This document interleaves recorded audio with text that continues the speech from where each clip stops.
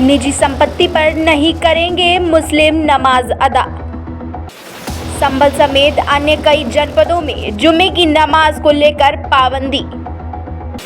SDM doctor वंदना मिश्रा ने मुस्लिमों को दिए सख्त आदेश।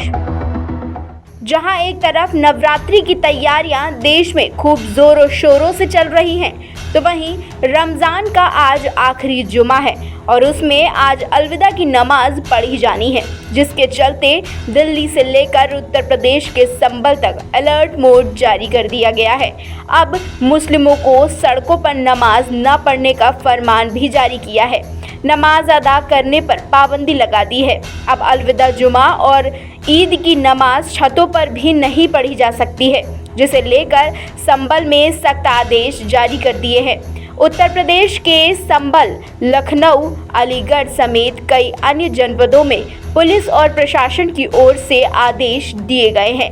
ऐसा पहली बार नहीं हो रहा है, बल्कि हाल ही में बीते होली उत्सव पर भी होली और जुमे की नमाज एक साथ पढ़ने की वजह से विवाद छिड़ गया था, लेकिन फिर भी सब कुछ सही तरीके से निपट गया। एक तरफ संभल में इन दिनों हिंदू मुस्लिम विवाद चल ही रहा था, तो वहीं इस विवाद को हवा देने के लिए विपक्ष ने घी डालने का काम कर दिया है। सपा सांसद की तीखी प्रतिक्रिया के बाद अब एएसपी संभल शीर्ष चंद ने सड़क और छतों पर नमाज पर प्रतिबंध लगाने के आदेश के पीछे की वजह को बताया है।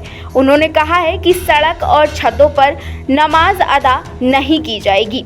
ऐसा आदेश इसलिए दिया गया ताकि लोगों की भीड़ के चलते कोई दुर्घटना ना हो। दुर्घटना से बचने के लिए छतों पर नमाज पढ़ने पर पाबंदी लगाई गई है।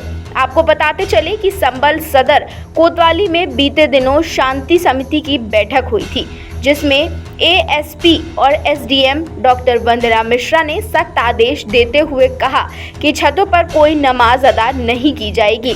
परंपरागत तरीके से मस्जिदों के अंदर नमाज सकुशल रूप से संपन्न कराई जाएगी। तो वहीं यूपी के संभल में सीओ अनुज चौधरी ने ईद की सेवई और गुजिया को लेकर जो बयान दिया है, उसे लेकर सियासत तेज हो गई है। इस मसले को लेकर सहारनपुर से कांग्रेस सांसद इमरान मसूद ने इस पर प्रतिक्रिया दी है और उन्होंने कहा है कि ये लोग संभल के लोगों को टारगेट कर रहे हैं। नमाज और नवरात्र पहली बार एक साथ नहीं आ रहे हैं, सदियों से ऐसा होता आया है, लेकिन ये लोग ऐसा दिखाने की कोशिश कर रहे हैं जैसे पहली बार नवरात्र, होली या ईद एक साथ आई हो। अब ऐसे में देखने वाली बात ये होगी कि प्रशासन की दी हुई गाइडलाइंस का पालन आखिर किस तरीके से होता है। अगर कुछ गड़बड़ी आती है तो पुलिस कैसे सारी चीज़ों को संभालती है। ऐसे ही और लेटेस्ट अपडेट के लिए देखते रहिए दस्तक न्यूज़ 24।